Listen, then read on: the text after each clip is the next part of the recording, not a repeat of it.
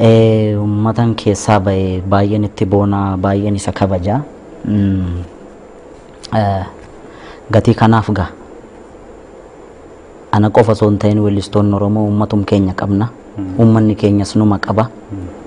Aartiin muuziqaa Oromoo fi sochiin sabboonummaa Oromoo dhimmoota hariiroo jabaa waliin qaban ta'uu hayyoonni sabboonummaa Oromoo irratti barreessan tokko barreessanii jiru. Uummanni Oromoo gaafa Itoophiyaan biyya taatee hundeeffamtee kaasee roorroo gama hedduu jala uummata turedha. Hayyoonni gariin akka jedhanittu Itoophiyaanuu impaayera cabiinsa uummata Oromoo irratti hundeeffamtedha. Umuriin impaayeratti jaarraa tokkoo fi walakkaa caaltullee amalli impaayerummaa Itoophiyaa hin jijjiiramne jedhu hayyooti. Hariiroon Oromoo fi Itoophiyaa hanga dhaloota keessa jirruutti isuma gaafa Itoophiyaan dhalattuu fakkaata. Hariiroo abbaa irree fi saba cunqurfamaa, hariiroo weerartootaa yookiin koloneeffattootaa fi abbaa biyyaa, hariiroo saamtotaa fi saba leeccalloo ofiif lolatu.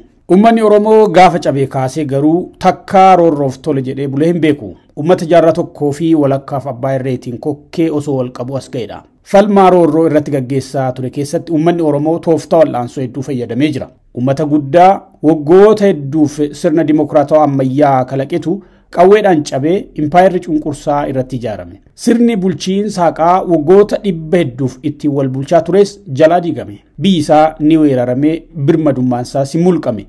Dhumaatii muummee hin qabne humna qawweetiin irratti raawwatame. Ni saamamee eenyummaan, aadaan, amantiin isaa ni sarbame. Eenyummaa isaa mulqamu qofa osoo hin taane eenyummaa alagaa akka baatu dirqisiifame. Afaan isaa akka hin fayyadamne godhame. Bulchiinsi sirna gadaasaa cabee bulchiinsa alagaa jalatti kufe. Aadaa fi duudhaan isaa akka alagaatiin akka haguugamu godhame. Bittinnaa'ee akka humna hin taane hogganoonni isaa duguugaman. Biyyaa fi leeccalloo isaa alagaan itti abboomame. Uummanni kun garuu guyyaa cabee kaasee takkaa roorroo fi cunqursaa tole jedhee baatee hin beeku. Karaa danda'e hundumaan cunqursaa cabsuuf rafee bulee hin beeku. Kana keessatti qabsoo hidhannoo gaggeessee jira. Wal'aansoo karaa nagaa tolchee jira. Weelleen wal dammaqsee bilisummaa fi haqaaf wal kakaasee jira. Weellee aadaa fi ammayyaa akka meeshaa qabsoo bilisummaatti dhimma itti bahee jira. Qophii kanaan shoora muuziqaan Oromoo wal'aansoo diddaa Oromoo keessatti godhe wal yaadachiisuudhaan gumaata goota muuziqaa Oromoo Hacaaluu Hundeessaa himna. Uummatoota addunyaa warraaqsa haqaa fi bilisummaa gaggeessan keessa Oromoo dabalatee saboonni aartii muuziqaa bilisummaa biyyaalessaaf itti fayyadaman muraasaa jedhu hayyooti seenaa. Uummanni Oromoo qabsoo diddaa erga cabee kaasee tolchaa as ga'e keessatti muuziqaan meeshaa labbata hunda keessattuu dhimma itti bahamaa turedha. Meeshaa qabsoo. Qabsoo bilisummaa Oromoo yeroo kamillee muuziqaa Oromoo malee yaaduunis gonkumaa hin yaadamu. Gumaachi aartii muuziqaa kun waggoota hedduuf guddachaa dhufee qabsoo qeerroo Oromoo bara 2018 abbaa irree buuse keessatti meeshaa utubaa ta'ee tajaajila ta'ee jira. Ga'een artistoota Oromoo qabsoo Oromoo keessatti waltajjii kanarratti waan ibsamee haala gabaabaa ta'een ibsamee waan dhumuu miti. Hundi keenya hin beekna. Beekamtiin gahaa ta'e nuu kennamuu qaba, nuu kennamuu hin qabu. Qotee bulaan Oromoo nuu kenna waan ta'eef guyyaa guyyaani.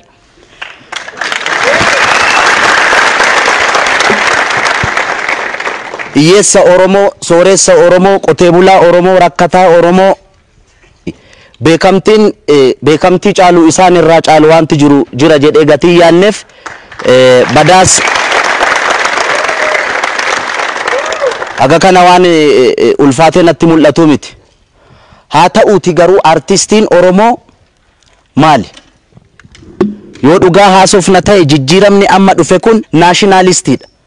Artistiin Oromoo sabboonaadha. Artistiin Oromoo quuqqaa uummata isaa ifaan ifatti uummata isaa fi uummata isaa qofa kan falmudha. Garuu moo kabaltajjii kanarratti ilaaluu yaaletti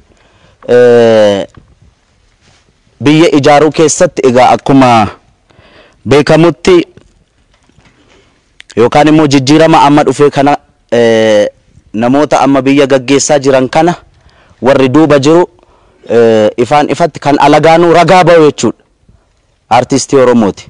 Innaa rakkoo shannawaa mattee rakkoo baanaan na irraanfatteedhaan innaa deessu gaafa kana.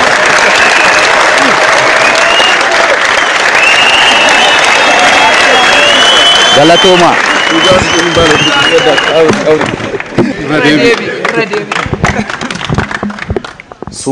Sunqoo jettee maaramoo innaa rakkoo shannawaa mattee rakkoo baanaan na irraanfattee walaloo Zalaalama Barraarraan fuudhe.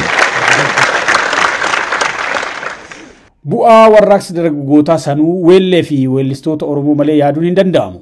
Weelleewwan dhaloota mootummaa Ihaadig diiga keessatti qoodi weelleewwan akka Haacaaluu Hundeessaa bakka bu'iinsa kan hin qabne ture. Qabiyyeewwan muuziqaa warraaqsaa yeroo sanaa guguddoon eenyummaa, seenaa, aadaa uummata Oromoo, biyya Oromoo, seenaa cunqursaa abbootii irree, hawwii abbaa irree booda sabichi qabu fa'aa turan. Haacaaluu Hundeessaa shaayii muuziqaa dhaloota qeerroo ture. Mootii muuziqaa qofa osoo hin taane artiistii bulchina siyaasaa gadi fagoo qabu ture. Haacaaluun akkuma maqaa isaa dhaloota isaa keessatti nama caalee argamedha. Haacaaluu Hundeessaa nama muuziqaa qofa osoo hin taane ilma sansakka addaa fi dandeettii gama hedduu ture. Namni ayyaanni muuziqaa ganamumaan irra bule artiist Haacaaluun muuziqaa isaa qofaan osoo hin taane jaalala uummataaf qabuun, gootummaadhaan, dammaqinaa fi hubannoo siyaasaa qabuun, beekumsa seenaa, aadaa fi eenyummaa saba isaa qabuun, fageessee waa hubatee raaguudhaan qaalii jabana waliin tarkaanfatu kassaba karaa akeeku ture. Haasaawwan artiist Haacaaluun yeroo garaagaraatti godhaa ture eenyummaa isaa kana sirriitti kan ibsan ture. Qophii kanaan haasaawwan inni OMN dabalatee miidiyaa akka akkaa fi waltajjiiwwan akka akkaa irratti tolche filannee isin yaadachiifna. Ijoollummaa isaatti muuziqaatti kan makame Haacaaluun muuziqaan isaaf jireenya ture. Walleewwan aadaa, eenyummaa, jaalalaa, gootummaa, warraaqsaa hedduu weellisee jira. Walleewwan isaa qabsoo bilisummaa Oromootiif qooda jabaa bahan. Qooda aartiin Oromoo qabsoo Oromootiif gumaachite hubatee nama muuziqaa hojjetaa ture waan ta'eef walleewwan isaa saba qabsoodhaaf kakaasuu keessatti qooda jabaa bahaa turan. Haacaaluun nama seenaa uummata isaa fi biyya isaa sirriitti qoratedha. Qooda uummanni Oromoo Itoophiyaa keessatti qabu nama gadi fageenyaan baree fi weellee isaatiinis ibsa turedha. ከኦሮሞ በላይ ለኔ ኢትዮጵያ የለም አሁንም ጭምር ማለት ነው። ስለ እኩልነት የሚሰብክ ስለ ሰው መብት አይደለም ስለ እንስሶች ስለ ምንድነው እጽዋቶች መብት እንኳን ህግ ደንግጎ በዛ የሚተዳደር ህዝብ የኢትዮጵያ ማጆሪቲው ህዝብ ኦሮሞ ካልክ ኢትዮጵያ አልክ ማለት ነው። እስቲ ኦሮሞ የሚባለውን ሶሳይቲ ወጣ አርገውና ኢትዮጵያን ፈልጋት የለችም እኮ። ስለዚህ ይሄ የደላሎች እንትን ነው እንጂ ውሸታሞች ናቸው ኢትዮጵያ የሚሉትም እኮ ምናልባት ጠለቅ ብለን እንትን ስትለው ኢትዮጵያን የሚያቃት ወይ በክፍለ ከተማ ወይ በመንደር ውስጥ ነው የሚያቃት እኮ። ይሄ እኔ ብዙም አስጨንቆኝም አቅም ወደፊትም አያስጨንቀኝም። ቆድ አርቲ አፋን ኦሮሞ ፊ አርቲስቶት ኦሮሞ ነማ ሁበቴ ሙዚቃ ወጀቻ ቱሬዳ ኦፊሳቲፊስ ቁቃ ሰበሳ ኢብሱዳን ሰበሳ ብሊሱማዳፍ ደመክሳ ቱሬ ኡመተ ሳቲፍ ልቡ ሳሌ ከንንቁሰነ ያጫሉን ጎተ ኦኔን ጋራ ቱሬ ዋዬ ሙረኖ ሳዮ ዱበቱ አርሳን ጆሉማ ራካሴ ካዮ ኦሮሞፍ ከፈለ ጢቂ ቲዮሬ ጫሉመት ጎቱማ ደበሉ ፊ ዱበታ ዋናን ጎድ ሁንዳ ኢተማኔን ጎዳ ጋፋን ዋና ካነ ጎዱ ገሩ ተሪ ዋርከ ጀራቡ ዮካን ተሪን እንዱ አላታ ዋና ከሲኩን ዋቀዮ ፋገለቱና ከሰት ይኑምኔ ማሊፍ አናርከሳን ይተንጉደደ ወጋ ኩዳ ቶርበራ ካሴ ነገራፋ ጉደደ ማናዳት ሲን ጉደደ ዋንተ ኤፊ እንሞ እቱ ጢቂና ቶሬ ዋንቶ ተታአጅረ ነከሰባት ዋንተን አርጉ ሁንዲ ጢቂና ከሰት ኡሜ ኢሰቱና ከሰት ጉደቴ ኦፍረትስ waan hundarratti akka murtoo fudhadhu na gargaareechuudha malee addatti akka kennamaatti qaba jedhee waanan haasa'u miti garummoo namni tokko waan ittamane tokko yoo lapheerraa ittamane inuma murtoo fudhata jedheetii yaada waanan laphee kiyyarraa keessa kiyyarraa waanan ittamanuufan murtoo akkasii fudhadha. Haacaaluun artiistii haala kam keessattuu goota dhibee uummata isaa dhukkubsachaa turedha. Haga afuura dhumaa harganutti sagalee uummata isaa ta'aa ture.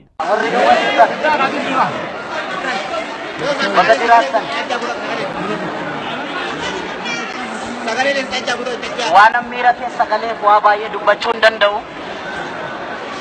Silaa gatiin uummata Oromoo biyyattii kana keessatti kana ta'uu hin qabu ture. Warra nu harkaa nyaatee tunu nyaate warra nu harkaa dhugeetu nu dhugee dhiiga keenya dhugee waa tokko ragaa sinii ba'a. Kaleessi har'a miti har'i kaleessa miti. Gaafa Harargeetti luka cabsan Wallaggatu okkola. Gaafa Ambootti ajjeesan Shaashamanneetu gumaa ba'a. Uummanni Oromoo durirraa kaasee biyyattii kana keessatti waan inni ta'aa dhufe Oromoodhaaf haaraa miti. Oromoodhaaf haaraa miti. Biyya abbaa keenya irratti ajjeefamuun, biyya abbaa keenya irratti hidhamuun, qeef qabeenya keenya irraa biyya abbaa keenya irraa nu godaansisuun nuti namatti darbinee miti. Qee namaas dhaqnee miti. Qee keenya dhufani. Uummanni Oromoo immoo uummata Oromoo fi Oromiyaa irraa miti, daangaa Oromiyaa irraa miti, daangaa Itoophiyaa irraa iyyuu diina tiksaa ture. Daangaan Itoophiyaan guutuun ishii otoo lafti gadi fageenyaan qotame lafee Oromootu ba'a. Daangaa Itoophiyaa tiksuuf jecha. Akka namaatti abshaalamuu dadhabnees miti, beekaa dhabnees miti, gootas dhabnee miti. Numa wal sakaala ture. Dhugaan sinitti hima. Jireenya gadadoo akkasii jiraachuun keessan gatii qaba. Amantanis amanuu baattanis boruu ifatti baatu. Warra kaleessa dargiin ayyariirraa boombii tarcaasaa turetu har'a aangootti ba'e akkas nu godha.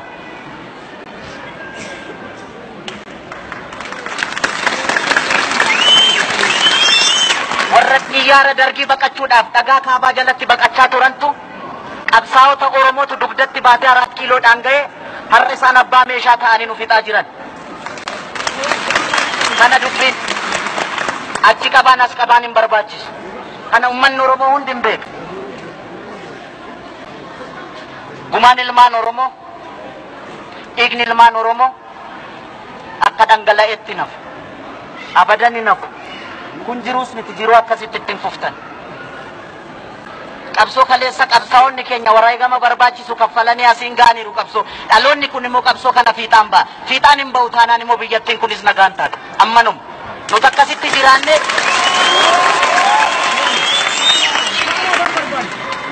isa dhumaa kanan sinitti himu uummanni Oromoo guutuu Oromiyaa keessatti isin quba qaba.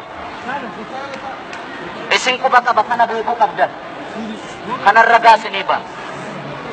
Uummanni Oromoo baay'ee kibbaa kaaba hundisaa isin quba qaba. Wareegama barbaachisus kaffaluudhaaf uummanni Oromoo yeroo durirraa caala ammatti tokkummaadhaan walidhee qabsoo finiinsaa jira. Rabbi dhugaa keenya hin gatiin. Rabbi dhugaa keenya hin gatiin. Nuti biyya namaan eegna biyya keenya irratti jiraachuu dadhabne Rabbi dhugaa keenya hin gatiin. Ammanuma na of galchaa nagaatti. Haala amma Oromoon keessa jiru ilaalchisee kan yeroo lubbuun jiru argeen dhukkubsachaa kan ture artiist Haacaaluun fuuldurattis yaaddoo qabullee ibsachuudhaan haala uummanni Oromoo amma itti jirurree raagaa ture. Waan gammachuu qabu sitti fakkaata? Waan amma ta'aa jiru kana. Oromoon du'aa jira. Inumaayyuu waa tokko sitti bara wayyaaneen jirtu sana Oromoon du'uu kun dhageettii qaba ture. Amma dhageettiin qabu beekta. Maaliif seete? Oromaa miti kaa kan nuti walajjeesaa jira. Nuti walajjeesaa jira Oromoo immoo maaltu isa dhibere? Furmaati maal? Furmaanni warri biyya bulchanis dhaabbatanii ilaaluu qabu. Warri qabsoo bilisummaa Oromoodhaaf falmaa jirra jedhanis dhaabbatanii ilaaluu qabu. Gaafa arbi walitti bu'u kan miidhamu marga jedhamaa miti. Wanti isaan beekuu qaban awwallaalummaa kiyyaan laale. Yoon illee badii qabaadhe naa of kalchan. Awwallaala nama baranne illee nama barnootaan fagoon deemne. Ogummaa rabbinaa kenneen ummata kiyya biratti jaalalaaf kabaja argadhe malee an beekaa ta'ee miti kan isaan gorsu. Isaan warra na dhalchan, warra daandii natti agarsiisan, warra wareegaman, warra aarsaa meeqa kaffalanii na dura waa meeqa ta'anii beekan. Garuu aga wallaalummaa kiyyaatti waan naa galte tokko kan kolfaan hin godhina.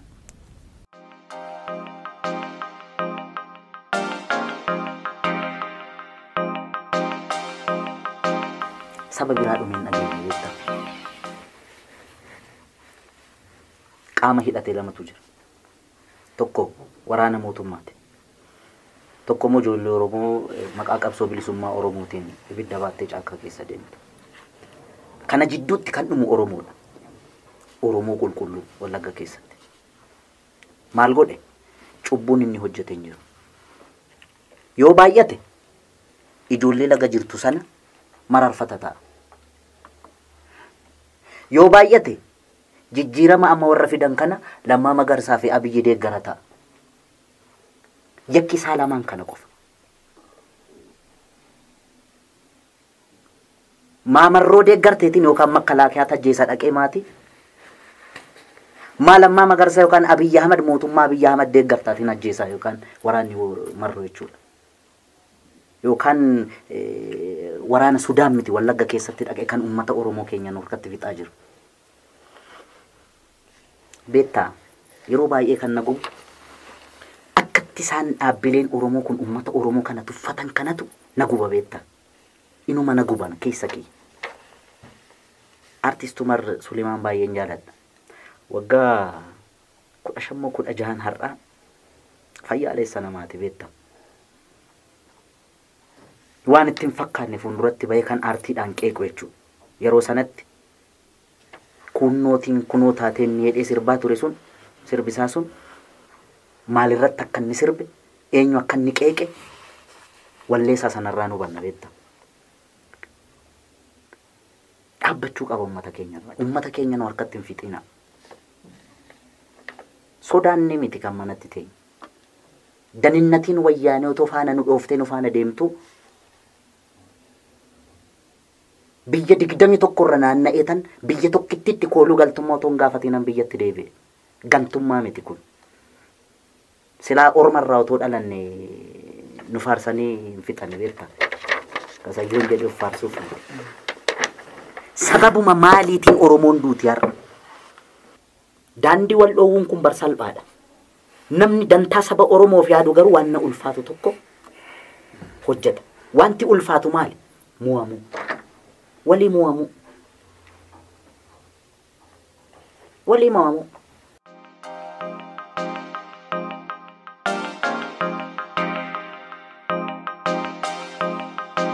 Dhaabni siyaasaa adda bilisummaa Oromoo fi ODP walakkaa jiru kun dhaabbachuu qaba uummata keenyarraa.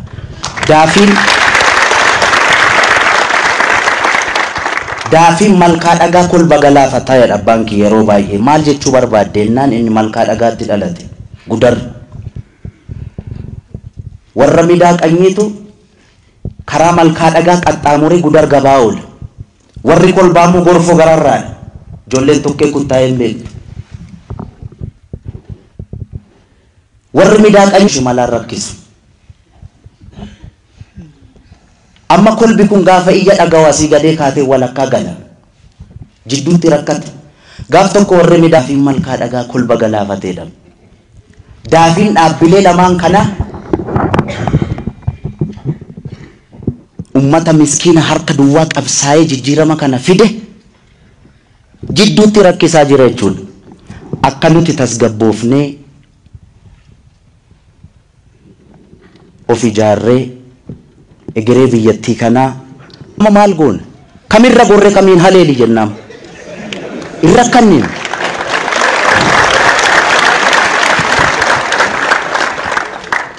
Haqa malee nagaan akka hin jiraanne nama dubbachaa ture. Artistii qofa osoo hin taane nama haqaa ture.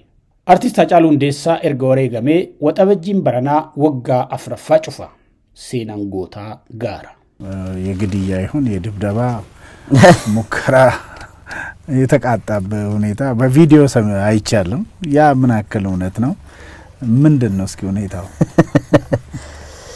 አዎ ዝም ብሎ ነው በቃ የሆኑ ነገሮች ናቸውና ያጋጥሙኛል። አልፎ አልፎ መስታወት አውርጄ ሲሄድ ይሳደባሉ። ቅድም ጀመሪያ ላይ ልገልጽልህ እንዳሰብኩት ማለት ነው መብታቸውን ጠንቅቀው ማያውቁ ደግሞ የሰው መብት እስከት እንደሆነ ማያውቁ ግለሰቦች ናቸውና ይሄ የመጀመሪያ ጊዜ አይደለም በጣም ለአምስተኛ ጊዜ ነው አዲስ አበባ ውስጥ አብዛኛውን አልፌ ነው ትቼ ነው ማልፈው አንዳንዴ ደግሞ ያው ትንሽ ለምንድነው አንተ ላይ የሚያነጣጥሩት? እንደገና ደግሞ ያንተ ደህንነት አሁን ባለው ሁኔታ አያሰጋህም ወይስ? መቼም አያሰጋኝም። መቼም አያሰጋኝም። መስጋትም አልፈልግም ሲጀመር። ምክንያቱም ማንም እንደ ሰው ነፃ ሆኖ ነው የተፈጠረው ብዬ ነው ማምነውና እኔ የሰው መብት ምነካ ወይ ደግሞ የመንካት ሱስ ቢኖርብኝ ነው ምሰጋው። መብቴን ሊጋፋኝ የሚመጣ አካል ሊኖር ይችላል ወይ ላይኖር ይችላል ብዬ እንደዚህ አይነት አስተሳሰብን ባይምሮስ ማሰብም አልፈልግም። ምክንያቱም ኢቭን ልጆች እንኳን አብሮኝ መሄድ ምናም ሲፈልጉ ነው ምንም እኔ ሰው ለመጉዳት አይደለም ከቤትም ወጣው ወይ ደግሞ የጎዳውት ሰው አለ ወይ ደግሞ የጎዳውት አካል አለ ብዬ በአይምሮ ውስጥ እንደዛ አይነት አስተሳሰብ ስለሌለኝ ነፃ ሰው ነኝ ብዬ ነው ማሰበው።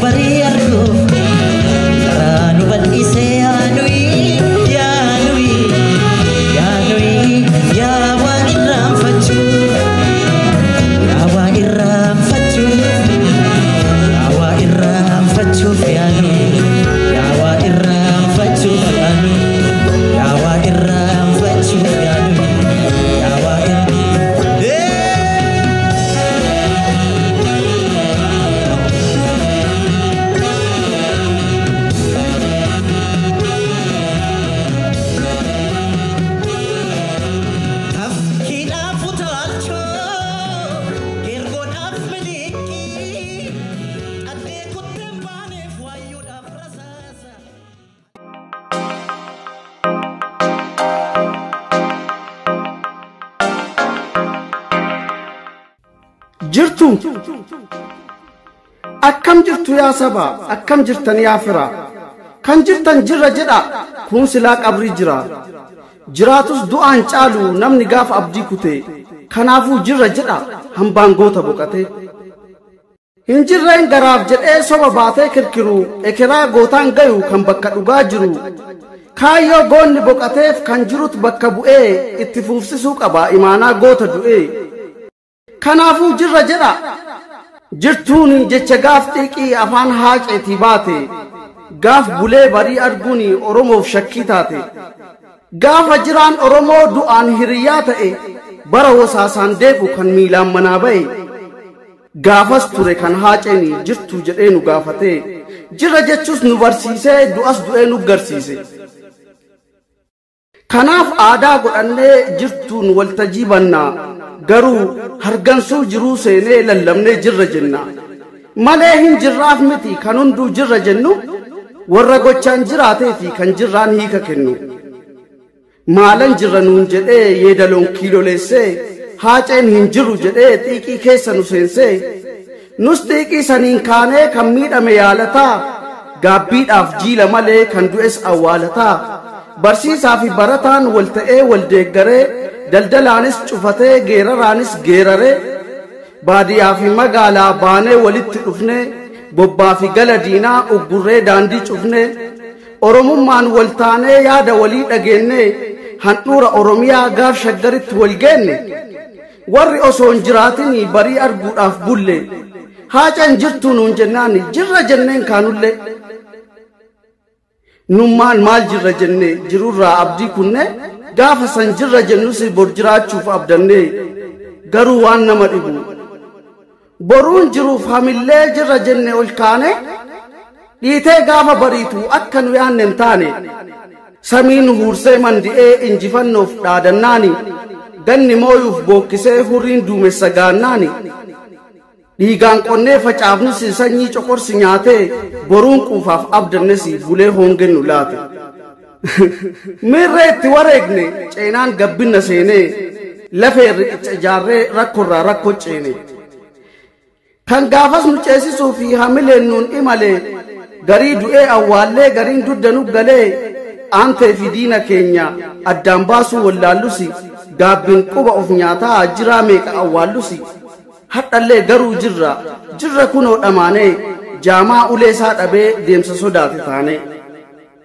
wayyoo yaa carraa kenna gumaa fi dhugaas dhabnee gamaaf gamana fiigaa gaabbiin buusutti jirra imimmaan makaa dhiigaa jiruu gaafas hamillee bira geennee yoo hin garresi mi'aa galaa jireenyaa dhandhamnee yoo hin barresi boru abjotaa rafnaa halkanuu gaafa ciifnu malee abdii kutannee jirra jechuu hin dhiisnu harmeenis jirra jedhe osoo duutee boqattee tarree ilmaan keen ciisne jirurraa abdii kuttee akka jirraa hin dhiisne madhumaan guduunfattee yoo jiraattes agabuu jirra jechuun bayeessa yoo du'an tanaa dhabu kanaafuu jirra jedhi akka hunduu dhagayu ekeraa ilmaan teetii dirri haala fagayu hadhas kunoo siif jiru mana keetii buqqaatee gaaf bineensi si yuuse warra siif jirra jedhee du'a harkaa si buuse kan siif jiraachuu isaanii gochaan sitti garsiisanii kanneen akeeka haacee xurree milkii qabsiisanii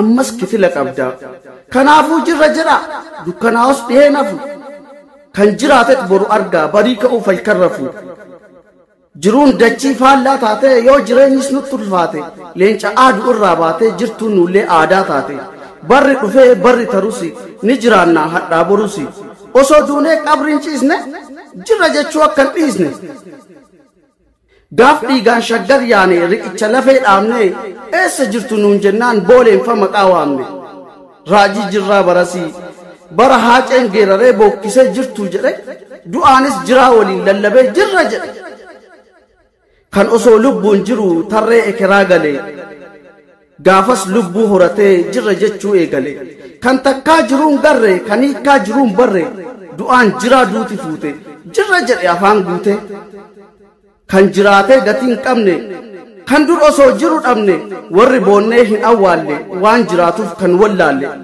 warri shiraa warri cubbuu warri baasaa turan lubbuu kanneen turan miiltoo jara jirra jedhan jiruu dhara hiikkaa jiruu osoo hin beekne warri jiraan du'aan geenne kan jiraatus gatiin qabne warri osoo jiran dhabne jirra jedhan bara sana bara haaceen jirtuu jedhe du'aan gaafas gadi ba'ee jiraa waliin jirra jedhe hadha meeti garam jiru gaafas boole hadha ees meeqa jira isaan keessa meeqa du'ee dachii nyaatti meeqa qottee kan awwaalte warri jiru hoo garam jira isaan keessaa kamtu diina kamtu fira isaan keessaa kam filanna eenyu lammiin kam abdanna eenyu aanteen kan nuuf yaadu eenyu gantuun kan nu gaadu egereedhaaf kam abdanna du'a haaceef kam komanna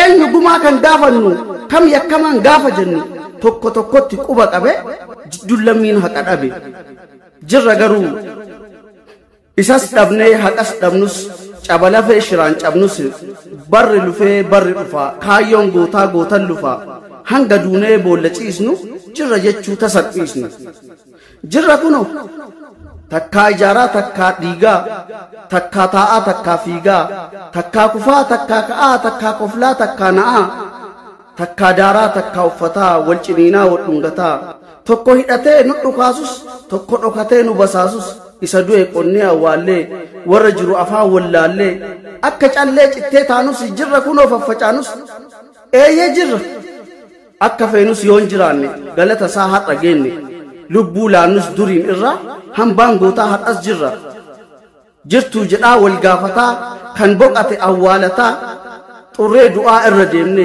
jirra kunoo har'a geenne jirra jedha hin shakkinaa barhaa ceenuu deemuun dura gaafa duuti dhufee waamu hafuura isaa dhumaa sanaan jirraa ture kan nuuf dhaamu. Kanaaf nutis jirra jenna bor jiraachuuf yoo akeeknu galata isaa har'a geenne isa boruu garuu hin beeknu hadhaaf garuu osoo duunee boollan ciisne ilmaanaayyaa jirra jechuu akka dhiisne. Dirra lafaan gayanii akka argatan boqonnaa kaayyoo jarri boqateef naafsi jiraachuu qabna. Nu jiraachisuuf jecha kanneen jireenya dhaban caba keenya waldhaanuuf kan qurxamanii caban. Yoo naaf isin jiraannee isaan hin jiraachisne yoo dhaloota egeree onnee isaanii dhaalchisne dhiigni Oromoof jige lafeen isaanii butute foorra isaasaan waddame lubbuun haqarra duute sun hunduu tasa badee gaafa san dhaba bu'aa haaceenis gaafa sana du'a lammataa du'a. Kanaafuu gaafa goota yaadannu kan nu dagatuu hin qabne akeekaaf kaayyoo gootaa du'aan irratti hidhamne. Isinis nuuf jiraadha. Takka lamaan laakkayuuni guyyaa kana eegdanii maallaqaaf humna keessanii kaayyoo isaaf wareegdanii hawwiif mul'ata haacee aartiif tumsa taatanii abjuu ture dhugoomsuu fi nuufis carraa laattanii fakkaattii isaa fiddanii akeeka isaa dhaalchisuufi gahumsaan madaaltanii imaanaa isaa baachisuufi jiraa dhokate waamooni warri nu baastan manaa hiikkaa jiruu kan barreefi jiraachuu jechuun kana. Galatoomaa horaa bulaa deeban.